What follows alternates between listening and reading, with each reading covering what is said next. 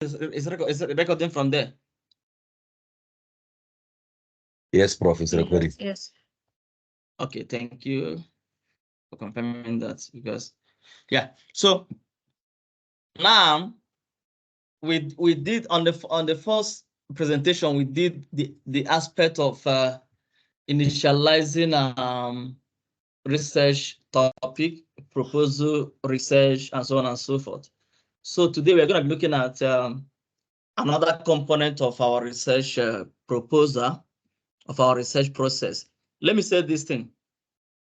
This module, this presentation, this module is a basic synopsis of how research is done, because that is exactly research itself. This is a component of how research is being done, and everything that you see, all the components. If you look at any research paper, you see that, find out that most of the things you see is also what is on the research, your articles you read, your conference papers and textbooks and everything. So meaning what, that you knowing it now is it's also a building block for you going into the future, and so on and so forth. So that is it. So we're going to be looking at research methodology, which is a sub-component of your proposal, of your research process.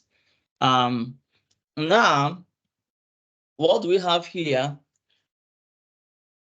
We looked last time that a research is a process, and a research is aimed to achieve a certain objective. So there is a driver, there is a destination for any research process. And for that destination to be realized, to be achieved, there is a need for there to be a research methodology, which provides a critical component of your research process. Let me repeat that again. Your research process is incomplete without research methodology, because research methodology actually tells you, actually explain how the study was conducted. But in this case, because it's a proposal stage, it actually gives you an idea how the study will be conducted. So when you are done, it becomes what? How the study was conducted. So now, so it's a critical tool, component of your research proposal process. The methodological and the systematic framework, it shows you the building structure, the building block that complement what you want to do, that complement how you can approach that very topic. Let's say you're doing something on blockchain, the challenges of blockchain in your firm, in where you're working, or in general in academic environment. Now, that topic is fine, yes, but how do you want to approach it? How do you want to do it? What is the building block? What is the structure that guides how you do it? And in our first class, we mentioned that what differentiates academic research and everyday research and everyday writing, that academic research have a systematic process. It's a process-driven task, activity. That when you go to the shop to do eye shopping, to check something in the shop online, you are doing research, but that's whatever you are doing is not a process-driven. You can do it with any way. And I tell people that no matter how you look at the process, and the process may not sync well with you, for argument's sake, follow that process. To avoid delays, follow the laid down rules of engagement for you to excel. Don't change the wheel, don't change the approach, don't change how it's being done. Just follow it the way it is done for you to achieve your ultimate goal. So it's a structure. So the methodology is a structure that guides you how you want to conduct this study, how this study was carried out. So it's very important. It's a critical aspect of your research. So understanding the critical component of research methodology, the followings must be covered. One, philosophical ground, research approaches, and the methodological choices. Last but not the least is WWH of research methodology. That is what I termed it. This is my own understanding about research. I call everything that you can do under research methodology. I summarize them within these three letters. W. People who have worked with me can attest to that, because I've been using it with them like a unit. When I was supervising her in her honors, I use that a lot, because of, I'm going to explain what the concept is all about. So it's what, why, and how component of your research methodology. So that's what this section of our class we cover. Precision we cover. Overview of research methodology. Research methodology, as we have talked about, is a critical component of any scientific research or inquiry. It provides a systematic framework or structure for conducting, listening, for conducting, analyzing data, and even discussion. And it goes beyond discussion of your research, of your findings. It goes also towards the presentation and so on and so forth. So it provides you the structure on how this study will be conducted, how this study will be done, to build some level of credibility and some level of consistency that anyone can replicate, can redo whatever you have done and still get something similar or something different. But because it's a systematic research, academic research is a systematic process. That systematic process is done through the eye of the lens of what?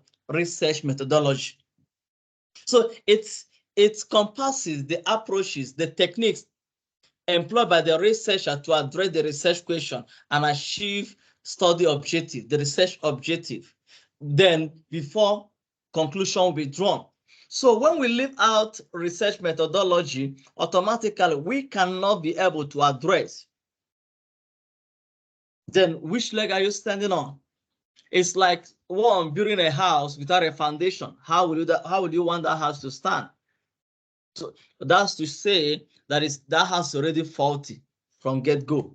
So it involves approaches and techniques such as quantitative, qualitative, and mixed methods. So that is an overview of what research methodology is all about. So it gives you the layout, the structure, the approach that guides on how your study will be conducted, how you're going to analyze your data, and then how you're going to analyze and how it's going to discuss and even take it to the next level of distribution or publication or presentation, as case may be.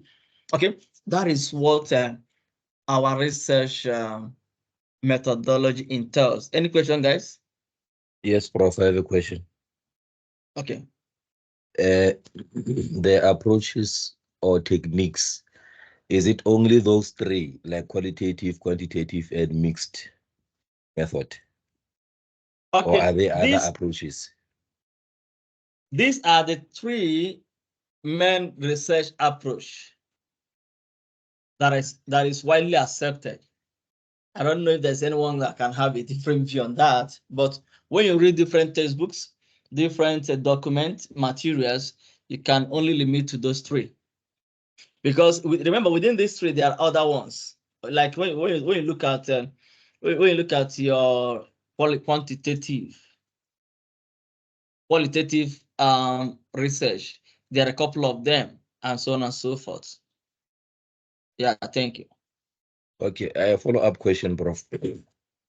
I once heard of a design science approach or technique, methodology, whereby you have to develop or design that particular tool or application. So I wanted to know more about it. Let's say, for example, I decided to take that approach whereby I want to develop a system, for example. Is it allowed? Yes. Yes. Look, what is very important, even design science falls within a particular domain of research methodology or research approach. Now, you're allowed to use any kind of approach. What is very important is for you to systematically follow lay down rules or lay down a principle that governs that methodology that you have used. Okay, bro. Okay. Thank you very much. Yes. So you are not limited that you must because at the end of the day, whether you're doing design science or not, like I said before, now it forces you going to an extent of, let's say, collecting data to be able to inform whatever you are designing. In that case, you are now between whether you're gonna use questionnaire, you're gonna use interview or whatever. Okay. So, Okay. but what is very important that whichever one you are using, be able to show how you use it. Okay. So, thank you. Now, before we proceed, I want you to remember those three letters and those three words: the what, the why, and how. The what, the why, and how. So I will be using them as we progress, and then I'm going to explain it at the later part of the presentation. But let's bear that in mind. Okay, now based on what you just asked right now, it is very important for you to be able to justify why. Remember, it's okay. I'm going to use, let's say, design science. Look at what I want to achieve with this design science. That is element of what? You're able to give enough information, enough reason why you want to choose design science, not others. That is the why. Now, okay, for me to use this design science in my study, I'm going to use this process 1, 2, 3, 4, 5, 6. That is the how. That's why I say that always bear that tricky words in your mind when you are doing your research methodology, because it keeps you within the check, so that you don't. Because I've seen a couple of documents, academic documents that have been written. You don't know how this person conducted this study, but if you're able to bear those three key words, key letters in mind, the WWH. What, why, how. You're able to, it's gonna guide you for you to remain within the ambit of what you are doing, so that you don't seriously forget anything or undermine any aspect of your research methodology. Can I proceed? Okay. So now we have come to the first part of our philosophical ground. The philosophical ground, or which can be called research philosophy or paradigm of a research study, compasses the underlying what? Belief, an assumption that shapes how the research perspective and approach to the knowledge creation. A research philosophy has this tendency for you to be able to understand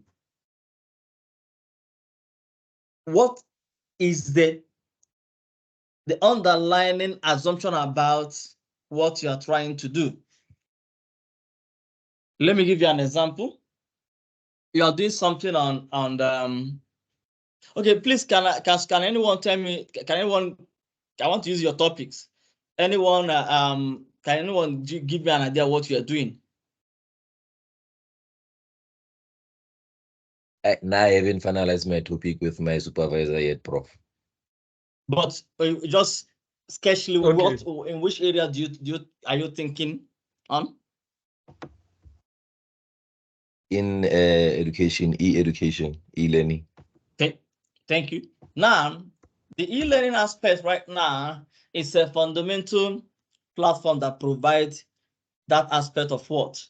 Learning as you go, learning anywhere, and then so on and so forth. Now, within the family of research philosophy, you need to be able to understand what is the underlying assumption about this e-learning, which I'm trying to do. For it to be able to guide you to know what philosophical ground you're going to stand on. It uncovers how the study is conducted to establish what is known and what is unknown in your study. For example, now it's okay. I'm going to be doing e-learning LMS, looking at the total application in high school, colleges, universities, and whatever in teaching and learning. Now, ask yourself, what is the nature of what I'm doing? Is this study based on the nature of reality, what we know? Or how our reality is assumed? Our reality, what we know, is it based on an assumption? Based on personal assumption, based on personal feeling, based on personal orientation or social orientation, and so on and so forth. So you need to understand that, are you trying to get understanding how the reality is in this topic, in terms of how the reality of the usage of this technology by educators, by lecturers, and so on and so, by instructors? Is that what we are trying to establish? Okay, and so on and so forth. So, which shapes how we view, how the world is viewed. Remember, the reality of your researchers, sorry, of your part of your study, of the participant, determine how they view that technology. If they view it as it doesn't make sense, it's not important, that is the reality of their stand for that. So now in that case, what are you going to get? You're going to get that finding that this does not make sense to us. We don't see the need for us to use this. That is their reality. Okay, so now if you can understand that realistic aspect of that study, that will enable you to okay, I'm going to use ontology to understand how the reality about the system. Does it make sense? Does it not make sense? The challenges, their perception, and so on and so forth. Epistemology involves the assumption about the knowledge, how knowledge is being acquired, validated, and communicated. The people you're going to be talking to, the people you're going to involve in this study, how do they view knowledge? How do they acquire knowledge? How do they validate knowledge? So in this case right now, you are going to look at what? To see, okay, influencing the type of knowledge they produce in the research and the method used to generate that knowledge. So now you're talking about that. Okay, now this study, we want to understand how the knowledge about this system, or to validate the existing knowledge that is good to be used, and so on and so forth, and what it can bring to them, and so on and so forth. So are you going to look at the aspect of people's value? So our research philosophy is more on the research, not you as a researcher. So you want to look at the value system of people towards e-learning.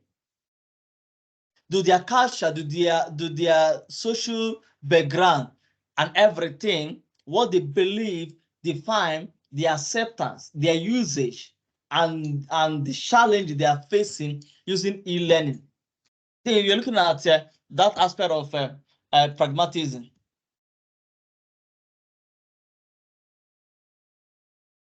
Okay, and that is and remember, in that case, what you are trying to do, looking at their value, practical outcomes, and the problem solving, you are able to understand this belief they have and the action that follow this belief. So because they have this belief that their value system does not really allow them to use, what is the outcome of that belief? Which encouraging researchers to adopt a flexible approach. In this case, right now, you're thinking, okay, for me to be able to understand their value system, their value, what do I need? I need to use qualitative and quantitative. So you found out that the kind of research paradigm, the research philosophy you choose also inform the research approach, the research approach that you choose to conduct that very study.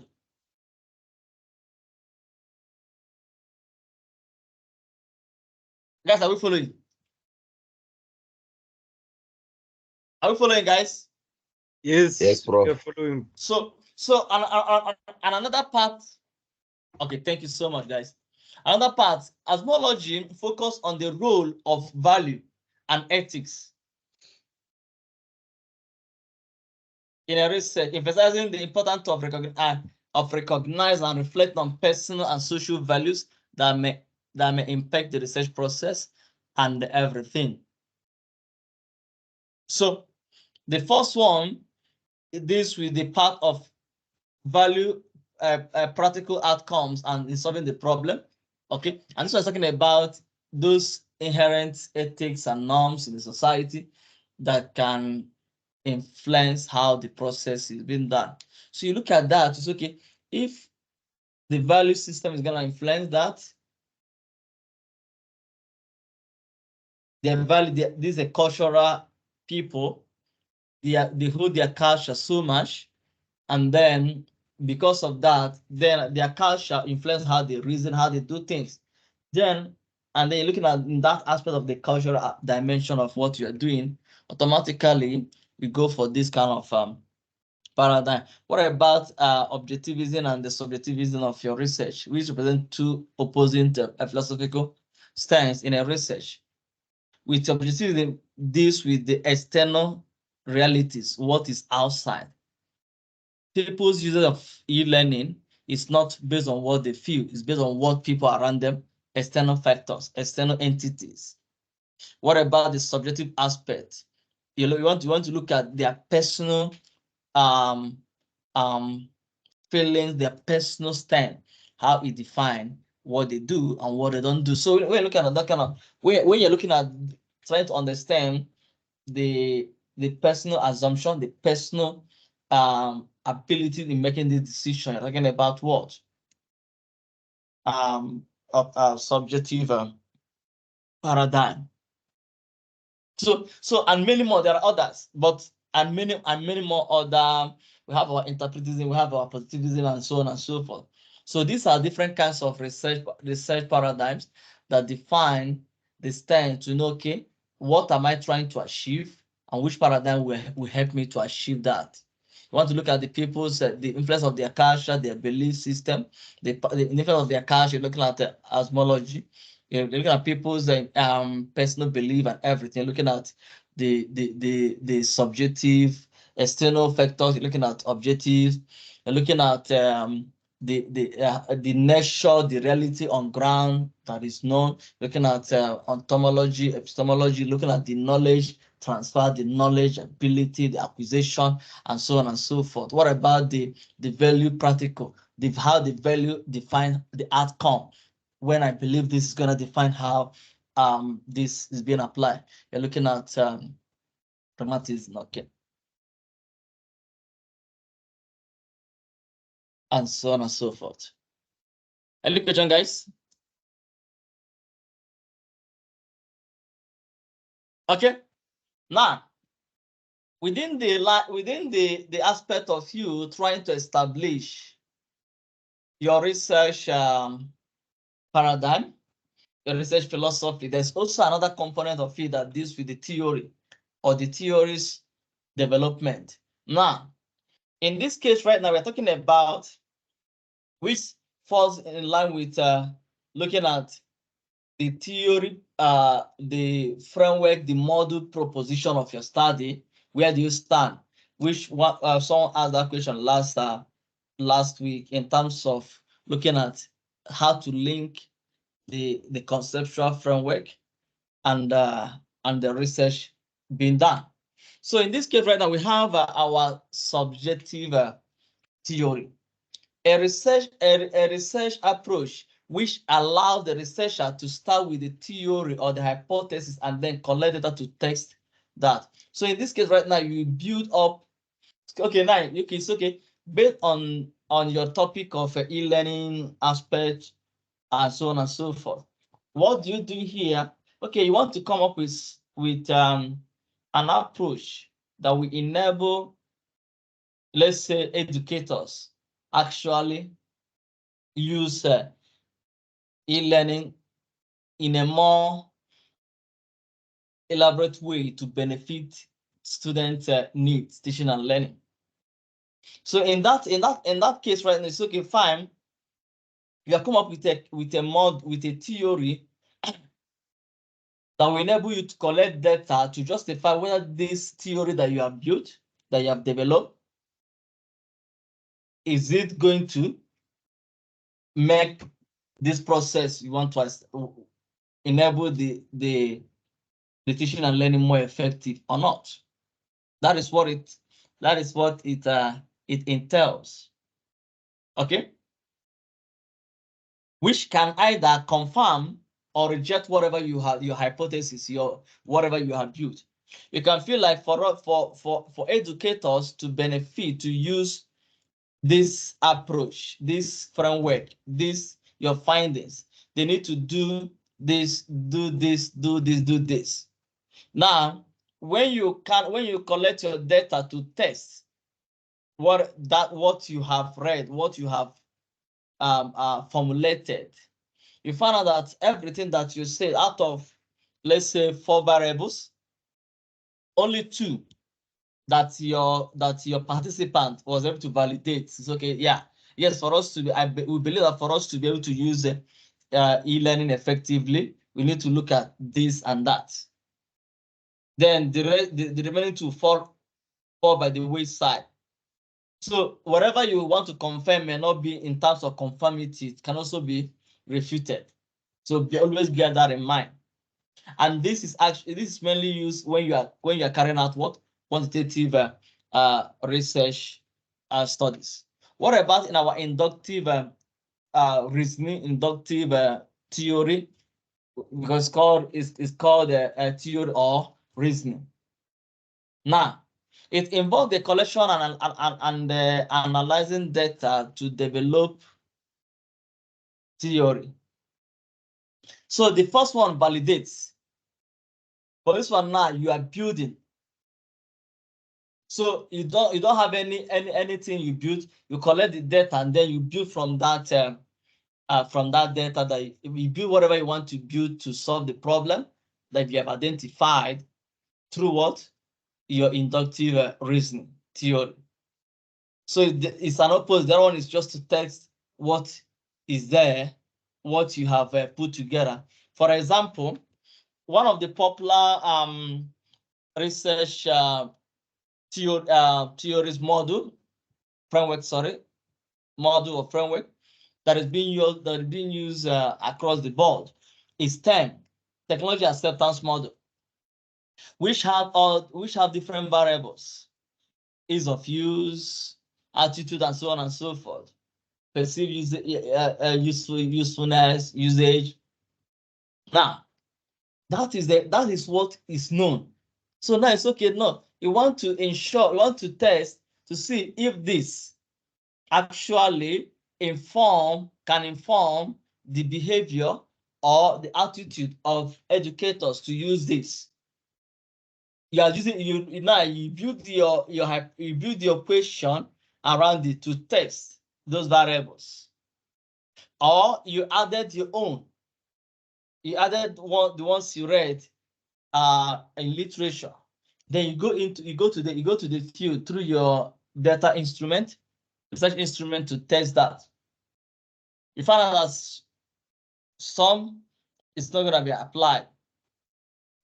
That is what inductive. In your deductive, sorry. In your inductive is where you collect your data, and then your data you collect will inform the kind of theories that you are going to, the kind of framework that you are going to build, which is mostly used on qualitative research. Okay, what about abductive, which is a combination of both? It's less common, but valuable approach where researchers generate hypotheses or explanation based on observation and then seek evidence to support or reaffirm these initial ideas, contributing theory development and exploration. So now in this case right now, what you do here is where you are able to have some hypothesis, some explanation. You're able to observe it, you're able to test it, if I put it that way, so that you can support your initial belief, which contribute towards refining what is existing there or developing something. Any question, guys? No, Prof. Okay. So far, so good. Okay. Thank you, guys. On the part of methodological choices, this foundation influence how choice of research approach, such as qualitative, quantitative, or mixed method, which determine the method and the technique deployed together and analyze data. Now, it is called a choice because it depends on what you want to achieve. It is called a choice depend on the main objective of your study, on the kind of philosophy that you have chosen. It depends on the kind of theory, short theory that you have met. So all this influences the choices you make. Am I gonna be qualitative? Am I gonna be quantitative? Or am I gonna use both of them? So that is why it is a choice that you make based on other existing decisions, based on other existing choices you have made. So now, this approach under quantitative involves collection and analyzing of numerical data to quantify relationship, patterns, or trend. So it's a known fact that the quantitative research is collecting numerical data, percentages, and so on and so forth, to look at the relationship between question A and B, do your correlations and so on and so forth, to determine the level of acceptance, the level of rejection, that we accept this thing by 10%. According to the participant, 80% of them is saying this, 20 are saying that, 50 are saying this, 40 are saying that, 5 are saying that, and all those things. So you can quantify the level or the degree of the rejection or the degree of the acceptance, depending on the question that was thrown to the people. So in the quantitative research approach method, you are aimed to test, identify the correlation. You are meant to, and after which you can now make a generalizable conclusion based on your statistical analysis, your statistical findings. Like I said earlier, that by the time you are saying 10%, now 10% can never be greater than 80%. Meaning what, 10% of the people are saying that this e-learning system does not solve their problem, and because of this, we are not using it. Because it's difficult to be used. You can see that what? That there's a data analysis is telling that these people are saying 10% because of what? This system is difficult for them to be used. The navigation aspect of it is complicated. It's not user friendly. Now, based on this, you can say, okay, based on whatever that I have found out, that the people are saying this, not because you are able to gather everyone to speak, but because of what? That you are able to base your judgment based on what? Statistical analysis that you have done. Under qualitative, we focus on exploring and understanding the complexity in a complex phenomenon through what? In-depth examination of non-numerical data. The other one is using data. This one is not using data. Now, for you to be able to understand deeper aspects, you're using interview. Let me give an example.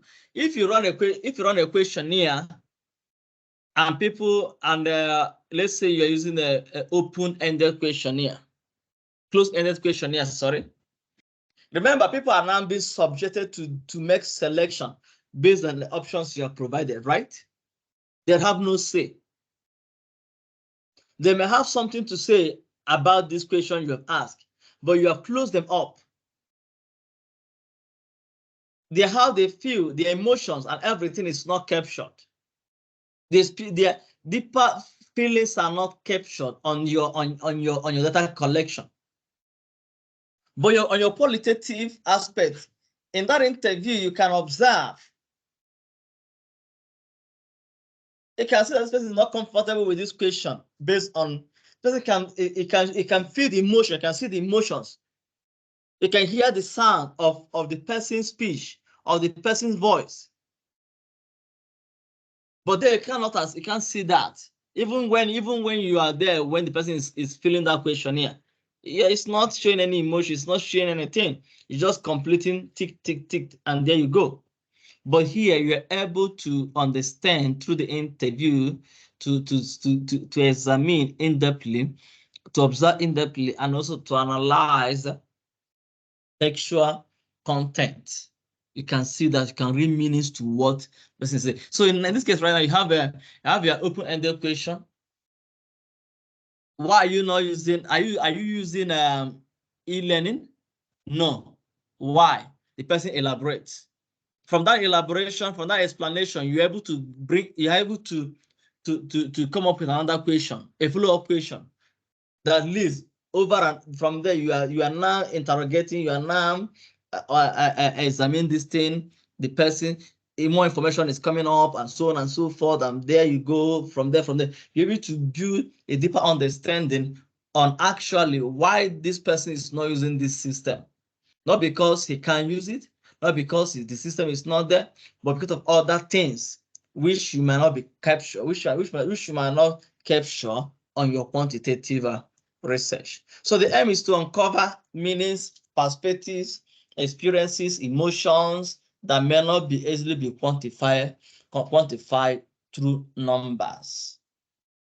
Okay, and then also we talk about mixed method research, which involve the combination of both quantitative and qualitative to produce a comprehensive understanding of a research problem, deeper information. In this case right now, what the mix could not achieve, what the quantitative could not achieve, the qualitative can achieve that. So you are deploying this approach to be able to do what? To capture different dimensions of information, data on this problem. You have your and in this case, let's say you have different group of people with different knowledge background of your topic. In this case, you're talking about e-learning. You want to look at the perspective of the student and the perspective of the lecturers. These are two different people, educators. Now, how do you capture their perspective? Interview will give you more deeper understanding, while the quantitative survey will give you more numbers, so you can quantify your percentages, and so on and so forth. So this is used and to integrate data and analyze techniques from both paradigm. Researchers can triangulate findings and get more holistic perspective, deeper understanding, deeper knowledge, and deeper insight on what you are working on.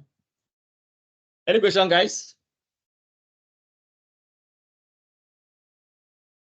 Any question, No, guys? Prof. No, So Prof. far, so good. No questions. Thank you. We are progressing. Now,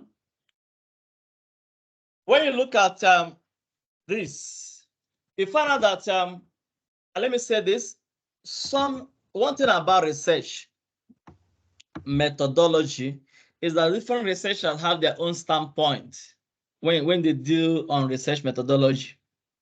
But when you're writing research methodology, please follow somebody and then follow the process, the layout of the person's approach to the end.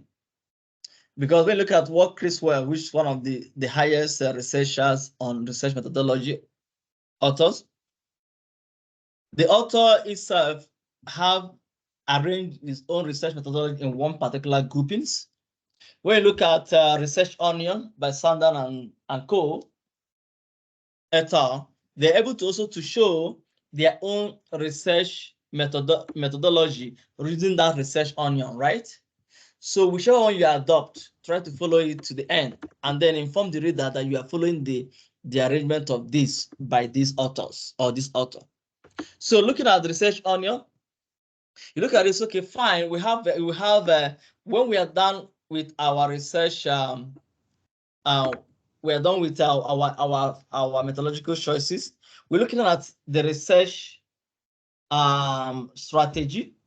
In our research strategy, what are we talking about? You're looking at, it covers different types of each and every type of research methodological choice research approaches. So now, first of all, under quantitative research, you have different types. So now you have your descriptive, which aim to describe the characters or behavior of your populace, of your population, of your phenomena. You have so you are not descriptive analysis research is all about looking at the characteristics, the attributes, and so on and so forth of a participant. And then sometimes it's being presented in that aspect whereby to understand without manipulating deeper the variables, the percentages, you look at it, that is okay. We're thinking about a correlation. Now you're looking at two or more variables, combine them together towards finding a relationship. Is there a relationship between lack of knowledge and educational level of this group of participants on e-learning, that towards them using it or not using it? Looking at is there a correlation between the educational background and the experience in using this system? What about developmental design, which focus on studying the changes over time? Okay, have something changed? We did this study yesterday. We're gonna do tomorrow to see if there's any development that have occurred among this group of participants. Observational studies involve observing and so on and so forth. What about survey, when we use questionnaires and so on and so forth to collect what our use our instrument as questionnaire to collect our data. On the part of qualitative, we're looking at case study, grounded theory, ethnograph, content analysis, and the phenomenology research. Each of these have its own merits, its own downside, and so on and so forth. Let's look at a case study involving exploring of different individual group events, documents, and so on and so forth to understand what they think, what they do, to be able to answer your research objective. What about granite theories, which is based on the systematic methodology for developing theory based on empirical data? And this works on in a state whereby you are able to develop, to build the argument based on existing data that is there. So the researcher collect data to identify the patterns, the themes, and so on and so forth, okay? Rather than just starting with a preconceived theory. So your idea is built on existing data, and so on and so forth, okay? Ethnography involves the study of people and the culture in their natural setting. What about the cultural aspect? You want to study the cultural aspect of the people? You look at that. What about the content analysis, which deals on the textual, visual, audio recordings, and so on and so forth, to be able to understand, to be able to do your study. So you collect visual content and so on and so forth, which you are going to analyze to make your decision, and so on and so forth. Okay. But one thing in common about all this under qualitative is that they all, you are also using to identify, to build them in teams and categories towards bringing meanings to what you have. So in this case, right now, let's say you're looking at the challenges. You're looking at, now you read one document, you're able to pick up the challenges. Now you take that very challenges which you have come up with, and then you take it, when now you are reading, you're looking at challenges, you're looking at all those kind of the kind of challenges you have identified before, and then you are looking at other documents you have read, the trend, to see how are they talking about this kind of challenges, that kind of challenges, and as the case may be. From there, that becomes your team, and from there you have your categories, and then you can be able to say, okay, and look at how these findings have emerged. Okay. Phenomenology focus on exploring and understanding lived experience of the people, and how their lived experience falls in line with what you are trying to do. In this case right now, e-learning, how is the experience about e-learning inform the decision about e-learning, and so on and so forth. Any question, guys? So far, so good, Prof. Okay. So, and under the methodological choices, we have our mixed method types. We have our sequential exploratory design. We have our convergent parallel design. We have our embedded. We have our transformative and exploratory design. Remember, in your mixed method, you are using qualitative. You're using what? Quantitative, right? Now, how are you able to bring together the findings from these two approaches, from these two methods you have used? How are you able to bring their findings to constitute one single document? Because no matter whether you analyze your quantitative separate, your qualitative separate, there is going to be a meeting point, because they are all, you are doing one study. And this one study have one objective, one main purpose of the study. So these two data you collected should be able to address the main objective. So in this case right now, how are you able to combine the two different findings from quantitative and qualitative? That is why you have to looking at different types of mixed method approach for you to combine these findings together to constitute one single research finding. In this, we're going to look at sequential. In this part, you're talking about the researcher first collects and analyze quantitative data. In this case, it's okay. I have these two entities. I'm going to collect data from the students, and I'm going to collect data from the educators on this e-learning of a thing topic. Now, how do you bring in your sequential explanatory design? What you're going to do is this.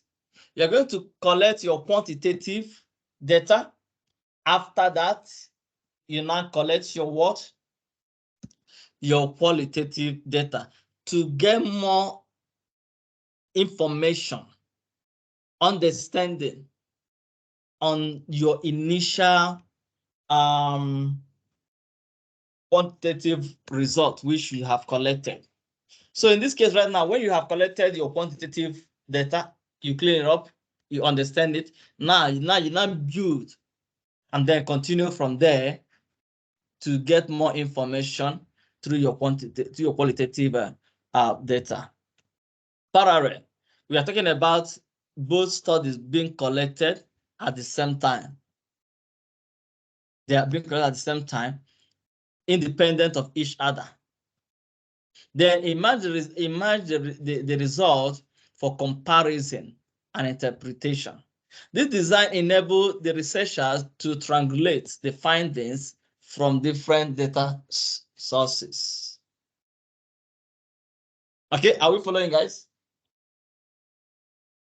So now you're able to say, okay, fine, I'm going to collect the quantitative and the qualitative, but at the same time. However, there's still going to be a meeting point. You're going to triangulate to combine that these findings make sense towards what you are trying to achieve. Embedded, this design involve one form of data collection. So in this case right now, you're gonna be the quantitative or the qualitative being the primary focus, while the other form is to complement it. So in this case, okay, now our main study, your study will be using one method, whether qualitative or quantitative. If you say you're using qualitative, that is your main. So this is gonna be the quantity. The quality will be higher. Let's say the quality will be 70, and then the quantity will be what? The 30% to complement whatever you have found on your, to supplement whatever you have found.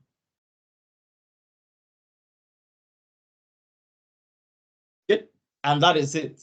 So now, what about transformative design? In this transformative design, researcher M2 makes method to bring about social change, transformation, and then and providing practical change into the system. So here there is no overriding approach.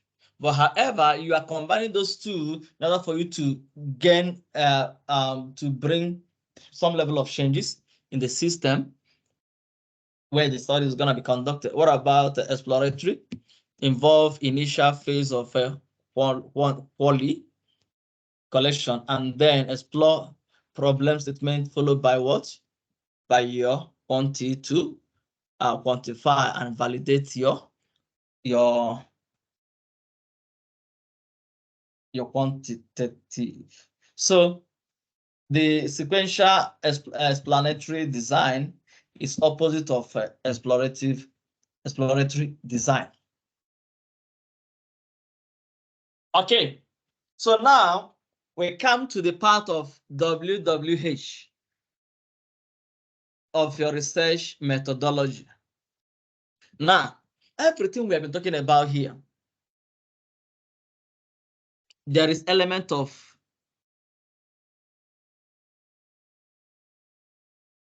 literature, element of citations to back up your claims. Now, let me explain this. Let's assume this is our topic on e-learning. Now, we have said, okay, fine, we are going to use one method, one approach to get it done. our choice is going to be on the we're gonna look at the students, and the students are very large. We're gonna look at the aspect of what? The choice of quantitative method. Our quantitative method is the method we have chosen to conduct this study. Now, when you write, the reader expects to see this. Expect to see what is quantitative. What is quantitative? You explain that quantitative. You provide all the necessary sources that gave you the idea. Your citation is your citations are all there. Now, bear this in mind, guys. You don't need to spend all your time defining, explaining what is qualitative.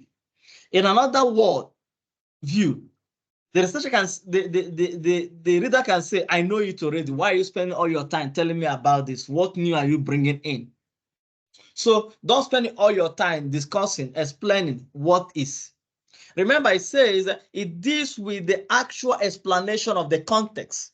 For example, you explain the context, the research approach, the questionnaire you are going to use, and providing all the backends, all the necessary citations, references to back up whatever you are doing.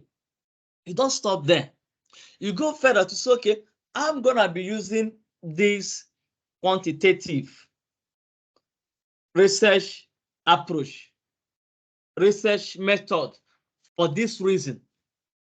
Here are my reasons. I'm gonna use it too because it's gonna enable me to achieve this.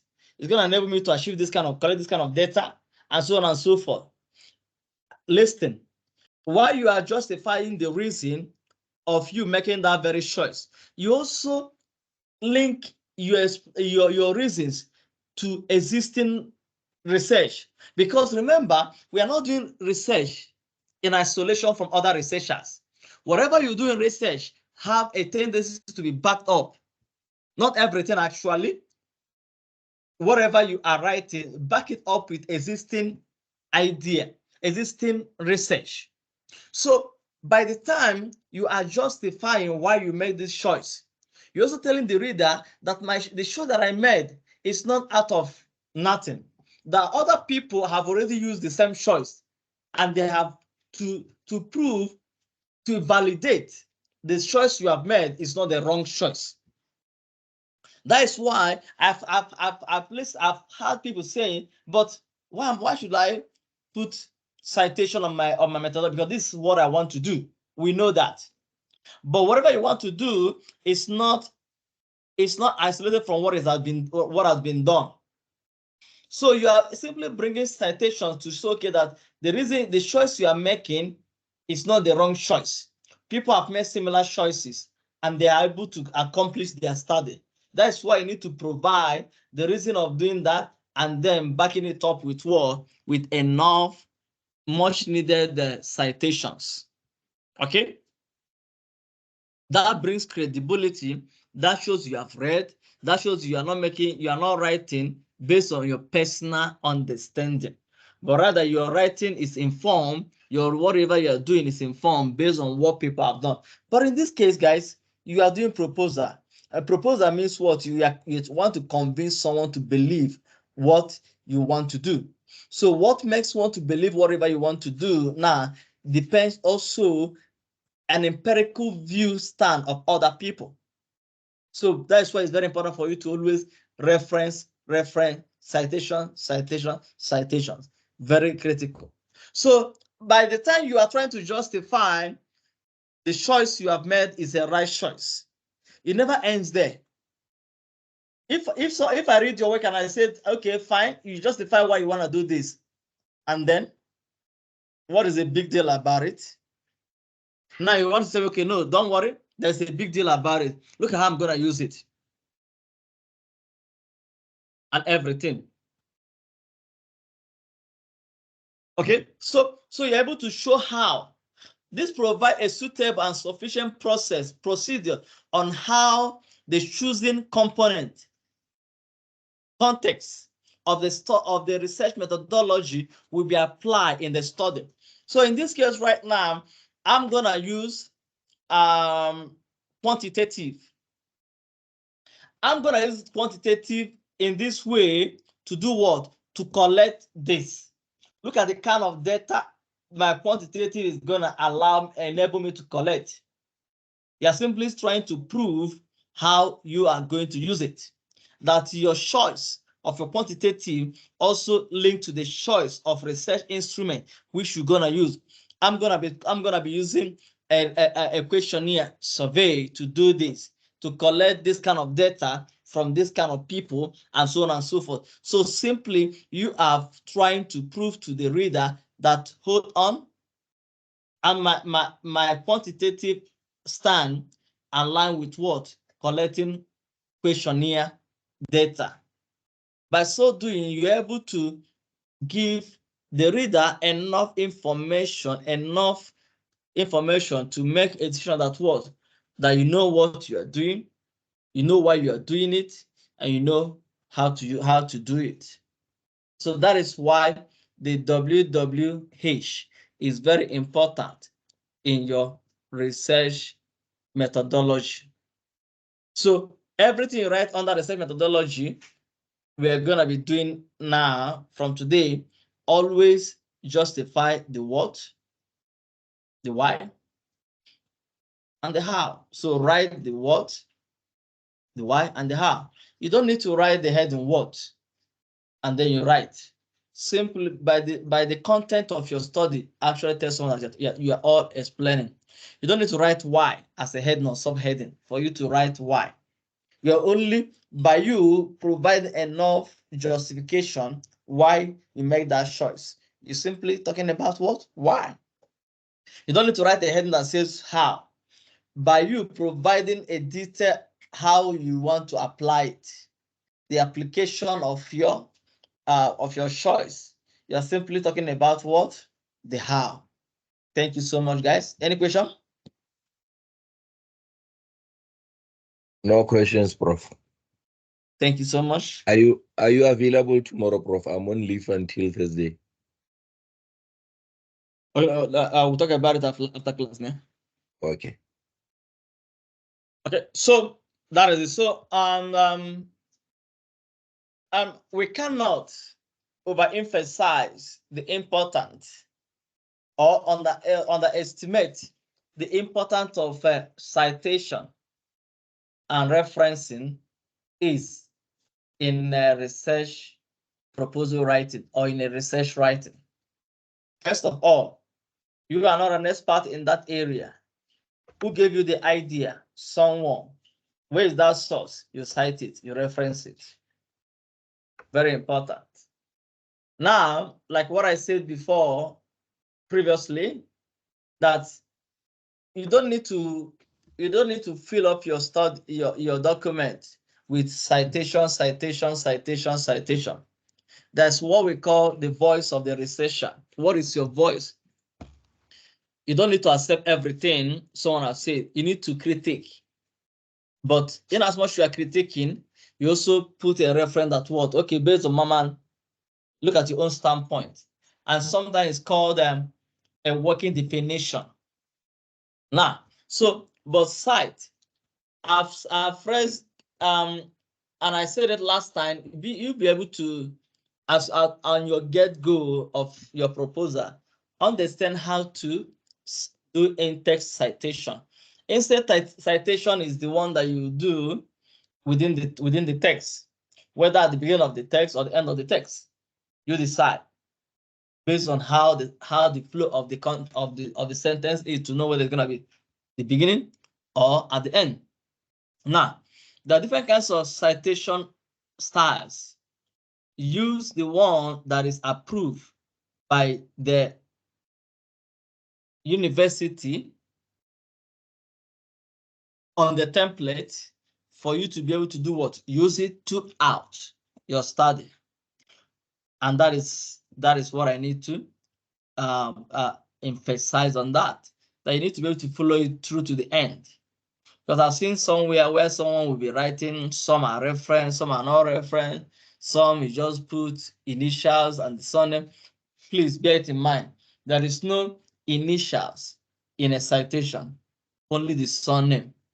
And the surname is the last name.